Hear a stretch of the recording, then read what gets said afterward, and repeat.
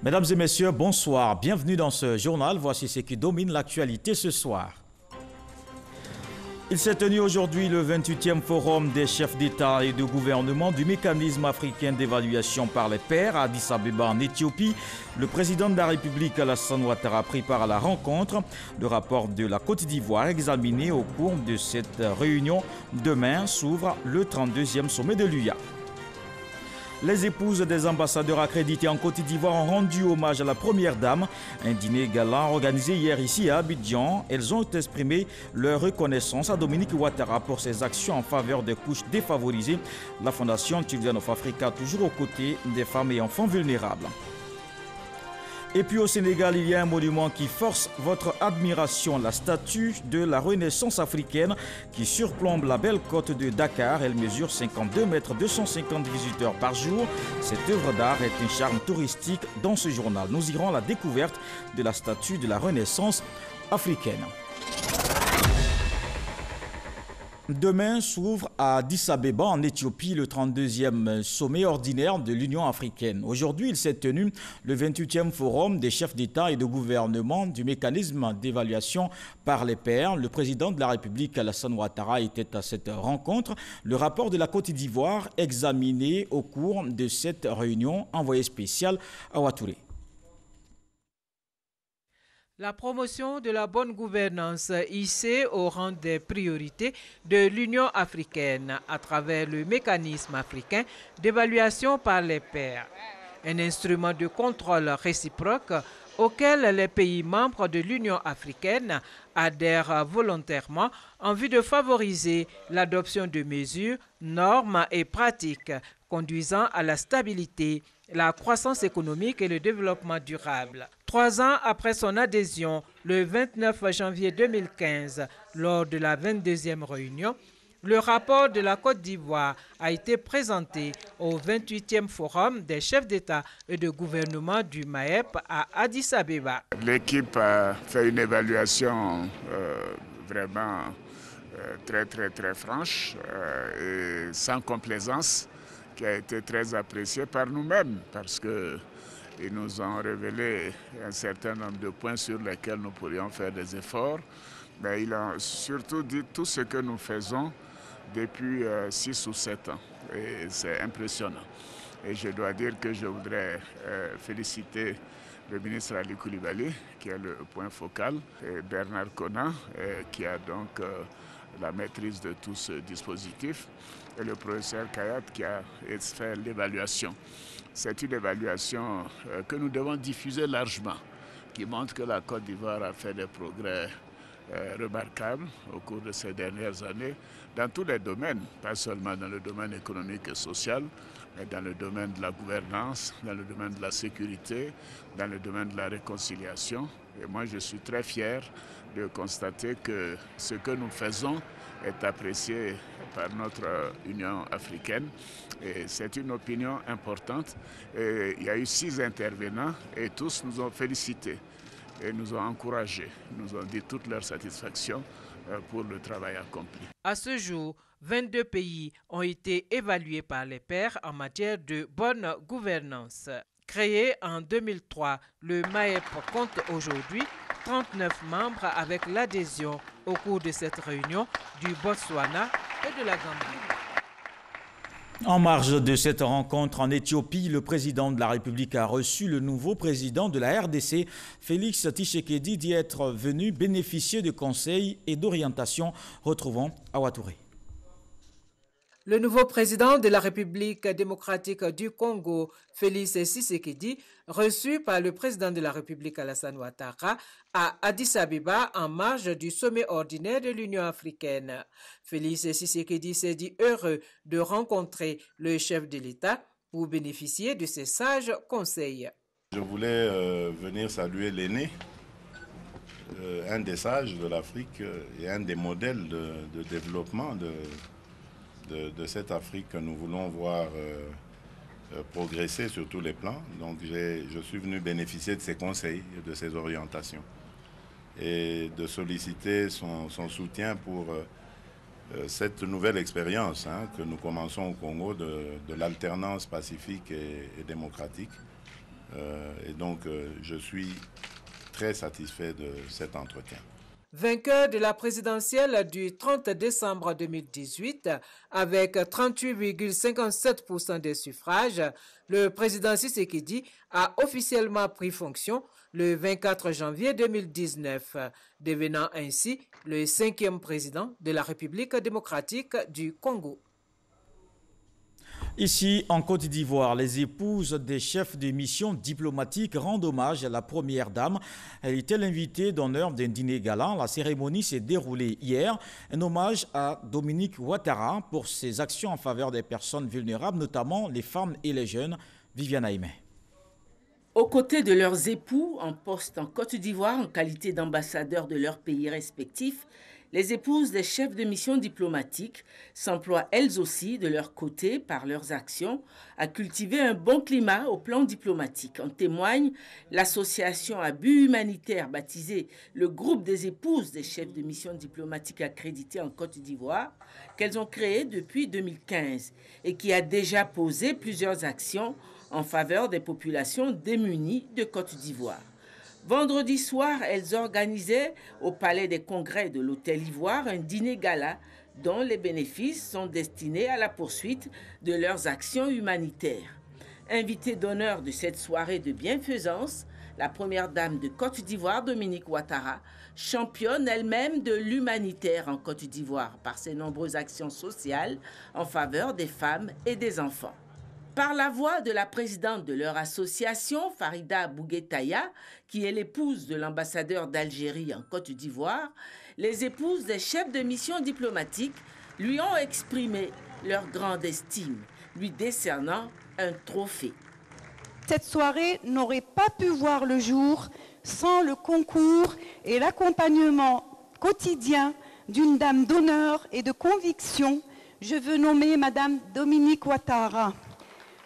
Première dame de Côte d'Ivoire, dont le dévouement, la générosité et la foi qu'elle met pour soulager les plus vulnérables et rendre le sourire aux enfants et aux femmes reste le marqueur de la noblesse de son âme. Tout au long de la préparation de cette soirée, la Première Dame a toujours été présente, à nos côtés et disponible pour des conseils avisés, des recommandations utiles et des aides salvatrices. Elle trouvera là toute notre gratitude et notre reconnaissance. Les invités à ce dîner gala ont eu une belle illustration du volontarisme de ces épouses de chefs de mission diplomatiques à travers les belles prestations de la chorale d'enfants du village de Blocos, créée et entraînée au chant par l'épouse de l'ambassadeur d'Allemagne en Côte d'Ivoire. La soirée a été marquée aussi par une vente aux enchères de plusieurs objets de valeur, ainsi que par la vente de tickets de tombola assortis de nombreux lots, des prestations d'artistes et pour finir, un bal poussière animé par le groupe Magic System.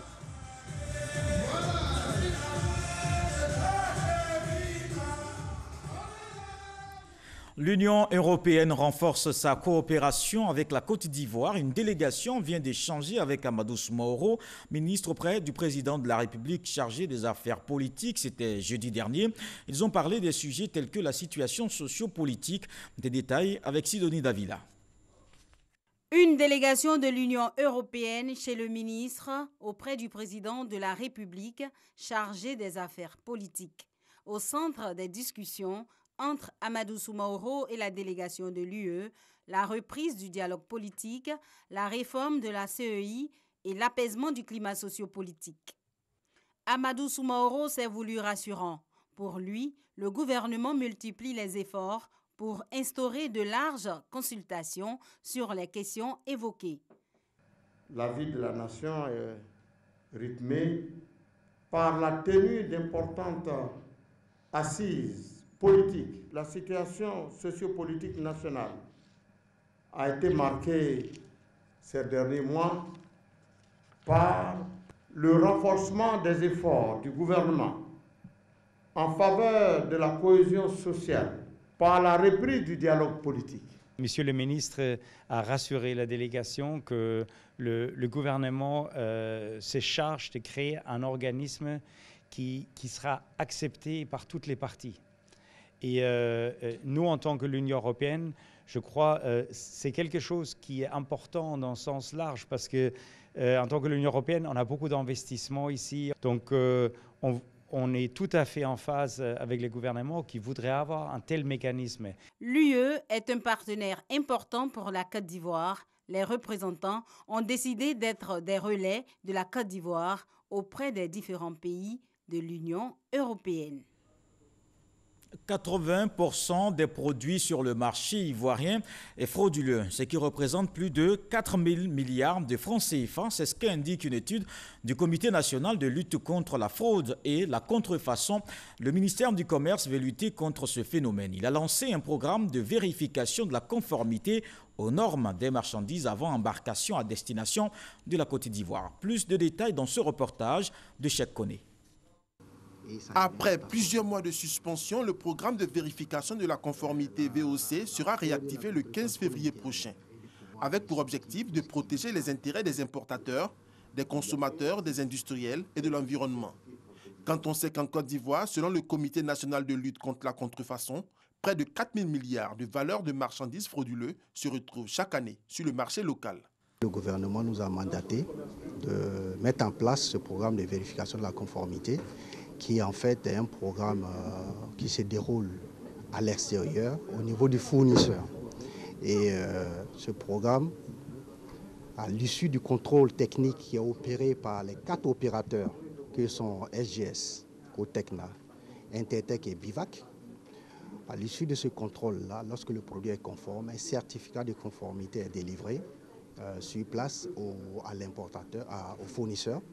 Et l'importateur peut rentrer également en possession de ces certificats de façon électronique au niveau de la plateforme du guichet unique du commerce extérieur. La relance du programme VOC débute par une phase pilote de 3 mois allant du 15 février au 15 mai 2019. Plusieurs nouvelles mesures additionnelles d'allègement ont été introduites pour le redémarrage du programme. Il s'agit de l'allègement des exigences documentaires, la réduction du coût du contrôle qui passe de 250 000 à 170 000 francs CFA, ainsi que la révision de la liste des produits soumis, qui passe de 3 811 à 2 861 lignes de produits. Nous avons des structures de contrôle du marché, de surveillance du marché national, mais ces structures-là sont submergées parce que nos frontières sont poreuses de toute forme de produits en termes de qualité. Donc, avec la mise en place de ce programme le 15 février prochain, cela va nous permettre de mieux juguler les entrées parce que le contrôle se fait à l'extérieur. Donc, lorsque votre produit n'est pas conforme, ce produit-là, déjà, il n'est pas embarqué à destination de la Côte d'Ivoire. Une étude conjointe de la Banque africaine de développement BAD et de la CNUSED fait état de 26 000 milliards de francs CFA de pertes de recettes fiscales chaque année du fait du commerce illicite en Afrique de l'Ouest. Un autre rapport de la Global Financial Integrity, rendu public le 28 janvier dernier, révèle que les pays d'Afrique subsaharienne ont perdu chaque jour l'équivalent de 11 milliards 500 millions de francs CFA de recettes fiscales. Ils vont bientôt exercer une profession de leur choix. 200 jeunes migrants ivoiriens viennent de finir leur formation en agro-pastoral. Des éleveurs et producteurs agricoles désormais sur le terrain. Une action soutenue par l'ANADER, l'Union européenne et l'Organisation internationale des migrations. Le reportage d'Éric Goré. Comment freiner le phénomène de l'immigration clandestine? Les autorités ivoiriennes s'impliquent. Aujourd'hui, plusieurs jeunes sont orientés dans divers domaines d'activité. Cette frange de la jeunesse entend profiter des opportunités offertes. Moi, en tout cas, je veux rester en Côte d'Ivoire pour me chercher. Ma grande soeur à restaurant, je l'aide à travailler. Peut-être un jour, je peux avoir pour moi me débrouiller en Côte d'Ivoire ici. Je ne veux pas aller là-bas parce que chaque fois, moi, sur les réseaux sociaux, la télé, les gens meurent trop. Donc, moi, je veux rester en Côte d'Ivoire. Cependant, certains sont toujours sceptiques. Pour eux, le bonheur se trouve forcément dans d'autres pays. Je suis tentée par l'aventure. J'aimerais aller aux États-Unis. Là-bas, au moins, tu peux travailler rapidement pour pouvoir aider ta famille.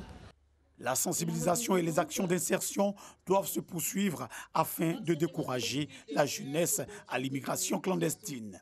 C'est dans ce contexte que l'Agence nationale d'appui au développement durable, ANADER, mène des actions. C'est des Ivoiriens qui sont à la recherche, j'allais dire, d'une activité économique qui va leur procurer une existence pour demain. C'est pour cela qu'ils vont à l'aventure, d'après eux, pour se réaliser, pour chercher leur bien-être, pour avoir plus d'argent. Si ici en Côte d'Ivoire, on peut les orienter, les coacher pour qu'ils embrassent une activité qui demain peut leur permettre de s'installer et d'être des opérateurs économiques à part entière, pourquoi pas? Voici 200 jeunes migrants de retour et potentiels migrants. Ils reçoivent leur diplôme. Nous sommes arrivés en Côte d'Ivoire. On a eu l'occasion par OIM qui nous a fait venir, nous a confié à la société ANADER de pouvoir nous former pour des projets. On a pris le projet d'Atchéké, transformation de manioc. J'étais en Algérie, d'un premier temps, d'Algérie, chercher à rentrer en Italie. C'est ce qui m'a amené à traverser l'eau. Et puis ils m'ont pris sur l'eau de l'eau, ils m'ont envoyé en prison. Il fait au moins un moment dans la prison de Libye. De là, bon, Dieu a ouvert une porte. Ils m'ont donné la formation de pondeuse, apprendre à mettre une ferme en place. L'élevage de pondeuses, la cuniculture, la production de légumes, la transformation de l'attiqué sont entre autres les formations reçues par les apprenants. Très bientôt, ils seront dans la vie active. Et très bientôt aussi, les cours reprennent, notamment le lundi 11 février. C'est ce qu'a annoncé la ministre de l'Éducation nationale. L'école est restée fermée depuis 3 semaines environ. Kandia Camara était dans la région de l'Anyébi-Tiassa. Elle y a lancé la 8e édition du Festival des Arts et de la Culture en milieu scolaire. Walter Amadou Ouattara. Présidant la cérémonie de lancement de la 8e édition du Festival des Arts et de la Culture en milieu scolaire, FENAC-MIST, tenue à Arbouville, le jeudi 7 février, la ministre de l'Éducation nationale, de l'enseignement technique et de la formation professionnelle, Kandia Camara, a annoncé la reprise des cours dès la semaine prochaine. Je voudrais demander aux enseignants de Côte d'Ivoire d'offrir aux élèves ivoiriens, leurs enfants, la même chance dont ils ont bénéficié pour devenir ce qu'ils sont aujourd'hui, des enseignants et cadres de ce pays. Les chefs, vous voulez que vos enfants aillent à l'école? Oui. Les nombreux parents ici présents, souhaitez-vous que vos enfants aillent à l'école? Oui. Chers élèves ici nombreux, voulez-vous aller à l'école? Oui. Dès la semaine prochaine, l'école va fonctionner. L'école va fonctionner. Invité à cet événement culturel, le ministre de la Culture et de la Francophonie, Maurice Kwaku Banama, fils de la région de l'Anyébi-Tiassa, a estimé que la présente grève a des élans politiques. Il exhorte les enseignants à ne pas sacrifier l'avenir des enfants. Jamais dans ce pays, on a autant reçu que sous Alassane Ouattara en matière de formation, en matière de satisfaction des doléances des fonctionnaires et en particulier des enseignants. Et il ne faut pas, en cet instant difficile, lier le destin de nos enfants à des revendications politiques inavouées. Nous souhaitons que nos chefs religieux, nos chefs traditionnels, par leur prière, vont toucher le cœur de nos enseignants afin que cette grève soit levée immédiatement, ici et maintenant, afin qu'on reprenne le chemin de l'école pour le bien de nos enfants, pour le bien de la Côte d'Ivoire. Les établissements scolaires et secondaires publics du pays sont fermés. Des enseignants sont en grève en dépit de la trêve sociale. Le Conseil consultatif de l'éducation nationale appelle aussi à la reprise des cours. Il s'est réuni en session extraordinaire. Je vous propose un extrait de la déclaration.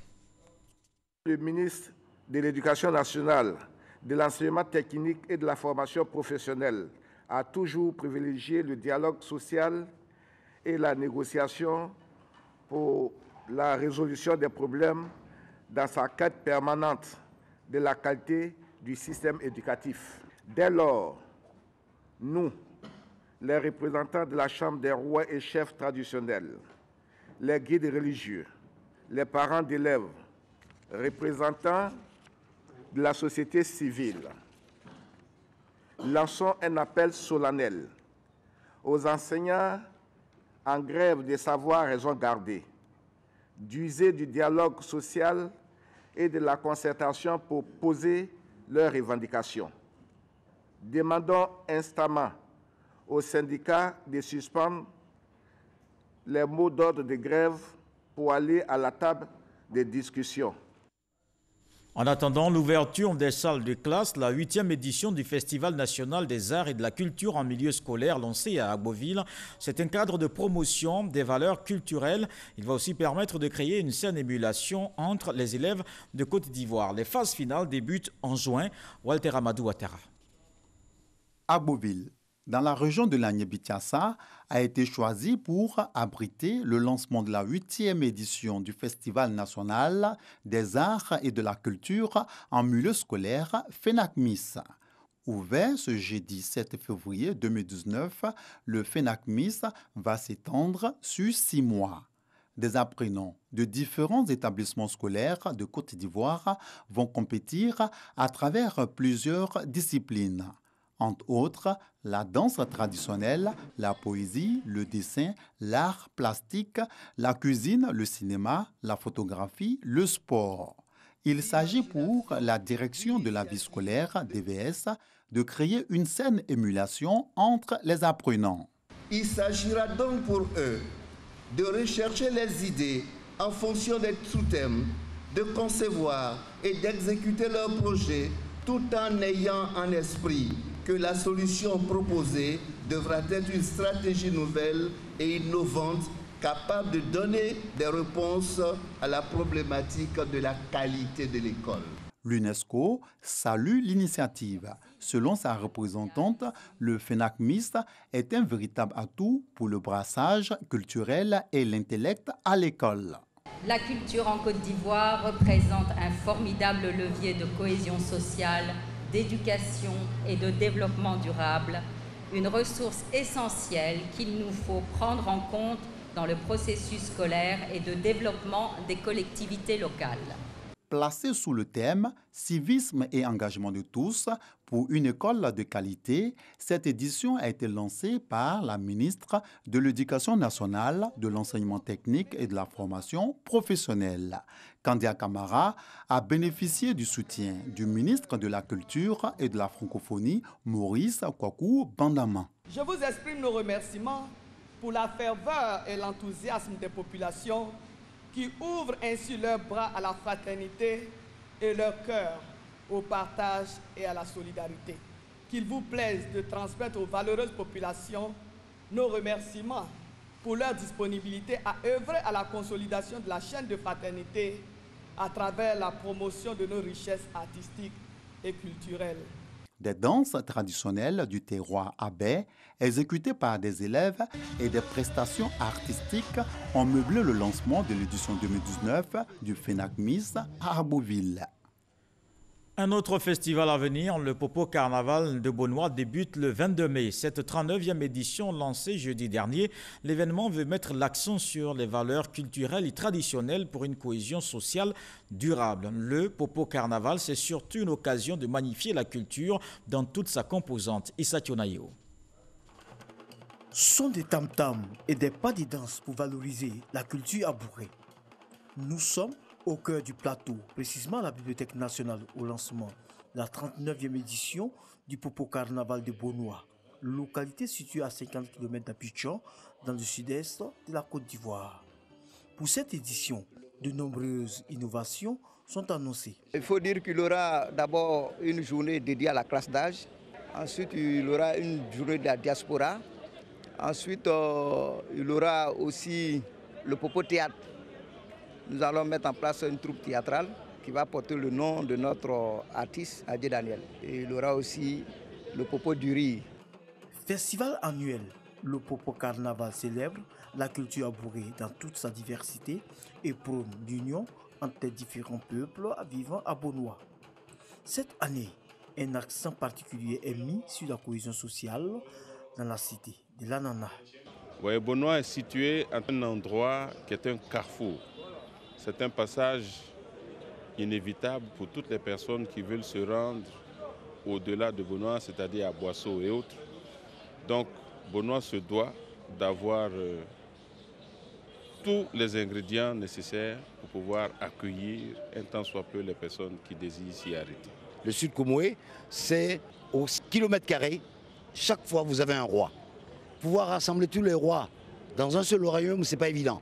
Mais une fête de génération, comme le Popo Carnaval, qui sort effectivement de fête des Ignames, est une chose essentielle pour nous.